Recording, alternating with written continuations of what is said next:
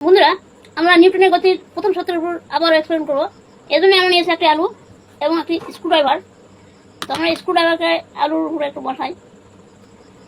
তারপর নিউটনের গতির প্রথম সূত্রে বলা হয়েছে যে গতিশীল বস্তু চিরকাল গতিশীল অবস্থায় থাকবে এবং স্থির বস্তু স্থির অবস্থায় থাকবে। তো সে অনুসারে আমরা যদি এর মাথায় স্ক্রুড্রাইভার মাথায় একটু বাড়ি দিই, তাহলে দেখতে পাবেন যে আলুটি নিচে না গিয়ে উপরে উঠে যাচ্ছে।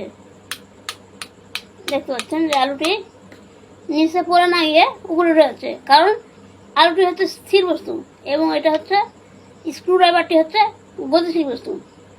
অর্থাৎ গতিশীল বস্তু এখন গতিশীল অবস্থা আছে এবং স্থির বস্তু তার আগের জায়গা আছে, বিদায় এই স্ক্রুড্রাইভারটি এর নিচ দিয়ে যাচ্ছে, কিন্তু এই আলুটি তার নিজের জায়গাতেই রয়েছে।